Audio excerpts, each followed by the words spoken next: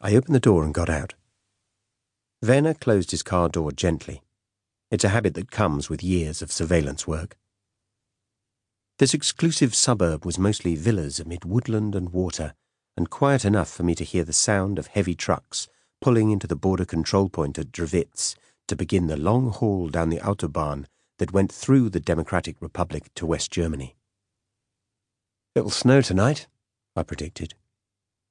Werner gave no sign of having heard me. "Look at all that wealth," he said, waving an arm and almost losing his balance on the ice that had formed in the gutter.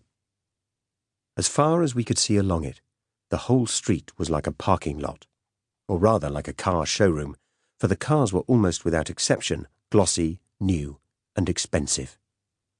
5-litre V8 Mercedes with Carphone antennas, and turbo Porsches and big Ferraris and 3 or 4 Rolls-Royces.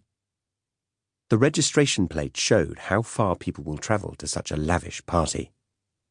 Businessmen from Hamburg, bankers from Frankfurt, film people from Munich, and well-paid officials from Bonn. Some cars were perched high on the pavement to make room for others to be double-parked alongside them.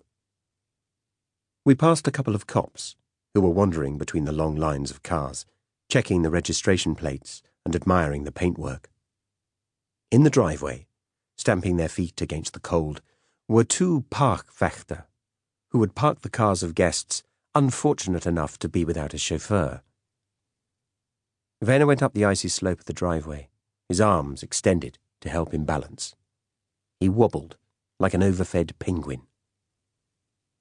Despite all the double-glazed windows closed tight against the cold of a Berlin night, there came from the house the faint syrupy whirl of Johann Strauss, played by a 20-piece orchestra. It was like drowning in a thick strawberry milkshake. A servant opened the door for us, and another took our coats. One of our people was immediately inside, standing next to the butler. He gave no sign of recognition as we entered the flower-bedecked entrance hall. Werner smoothed his silk evening jacket self-consciously and tugged the ends of his bow tie as he caught a glimpse of himself in the gold-framed mirror that covered the wall. Werner's suit was a hand-stitched, custom-made silk one from Berlin's most exclusive tailors, but on Werner's thick-set figure, all suits looked rented.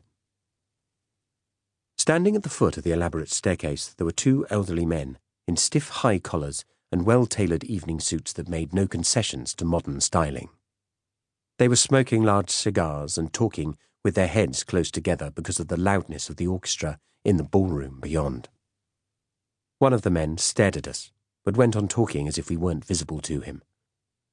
We didn't seem right for such a gathering, but he looked away, no doubt thinking we were 2 heavies hired to protect the silver.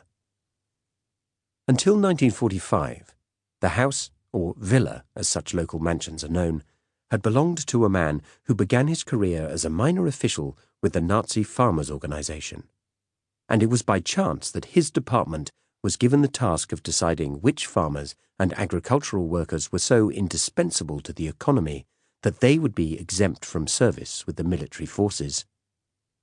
But from that time onwards, like other bureaucrats before and since, he was showered with gifts and opportunities and lived in high style, as his house bore witness. For some years after the war, the house was used as transit accommodation for U.S. Army truck drivers. Only recently had it become a family house once more. The panelling, which so obviously dated back to the original 19th century building, had been carefully repaired and reinstated, but now the oak was painted light grey. A huge painting of a soldier on a horse dominated the wall facing the stairs, and on all sides there were carefully arranged displays of fresh flowers. But despite all the careful refurbishing, it was the floor of the entrance hall that attracted the eye.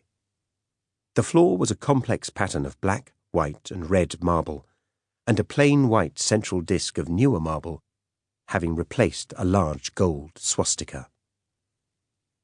Werner pushed open a plain door, secreted into the panelling, and I followed him along a bleak corridor designed for the inconspicuous movement of servants. At the end of the passage, there was a pantry. Clean linen cloths were arranged on a shelf. A dozen empty champagne